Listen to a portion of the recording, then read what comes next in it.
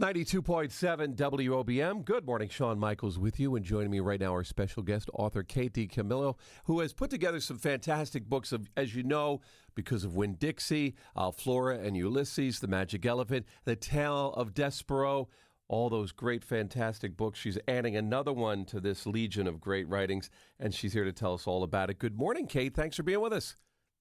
Well, thanks for having me on, and thanks for calling me a great writer. You're a nice guy. Well, Kate, this new one here, I just want to read the back of the book, the back of the jacket, and then you could take it from there to tell us about the new work. 3 girls, 1 summer, a friendship that changed their lives. That's what you write.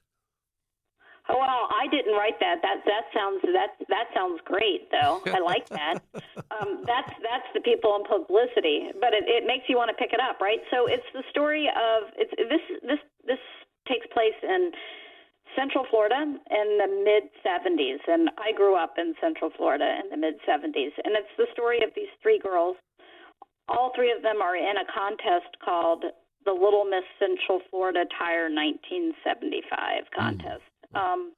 And Raimi, who is the main character, she wants to win the contest because her father has left. And she thinks if she wins the contest, she'll get her picture in the paper, and her father will see it, and he'll come home. And so these... in order to enter the contest, she needs to learn how to twirl a baton.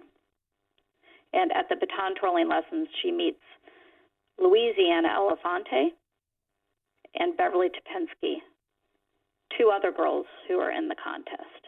So, and then we're off and running. Well, the book is called Raimi Nightingale. Now, did you ever twirl a baton growing up in the 70s in Central Florida? Well, I took lessons. I never understood anything I was doing in those lessons, and I still have not managed to successfully twirl anything yet.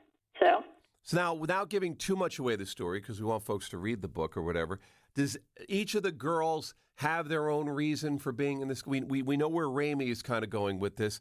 Do all the girls have a different reason for trying to win the crown here, or is it mostly focused on Raimi and her attempt to get back with Dad? Each of the girls has something going on around the contest. So Louisiana Elefante lives with her grandmother, and they need the money. There's a lot of prize money with this contest, $1,975. So that's why she's in the contest. And then Beverly Topensky is the kind of kid whose mother has pushed her into a lot of these contests, and she's sick of them. Yeah. So her thing is she wants to sabotage the contest. She has no desire to win it. She wants to sabotage it. Oh, boy. Right? when you think about this book and then you think about, wow, if it ever came to life, I mean, are we looking at like a Willy Wonka situation where all these kids have different, motivational factors or different things, or do you look at more as a serious story if it ever came to life down the road? I would say both. Both, huh? So it's both things at the same time. It is kind of, for lack of a better term, Willy Wonka-ish.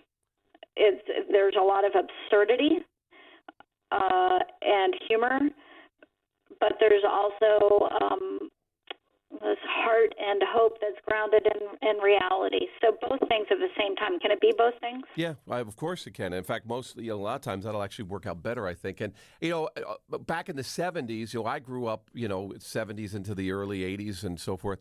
We didn't have the communication abilities that we do today. I mean, the only way we got a hold of someone was either, by telephone or written letter, or you had to be in person. So obviously this story, her attempts to try to find somebody, it's not like it is today. You can find anybody anywhere at any time of the day on planet Earth.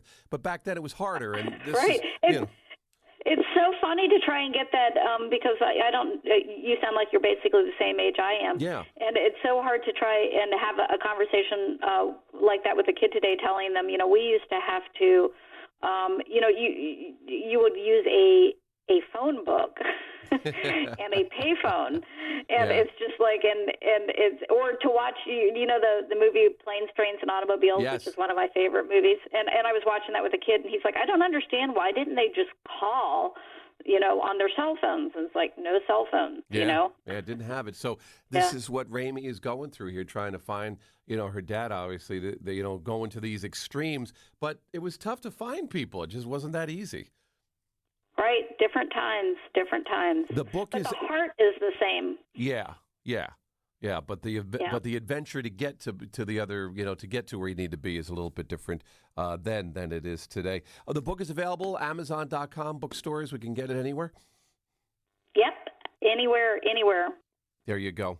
And Kate, your library. I want to thank you for being with us, and it's Ramey Nightingale and Kate DiCamillio. We thank you for taking time with us. It's a great story to add to your others, and we hope that folks will maybe good summer reading about a good summer story. How does that sound? That sounds perfect. Have a great day, and Kate. Thank you so much for talking with me. Thanks. Bye-bye.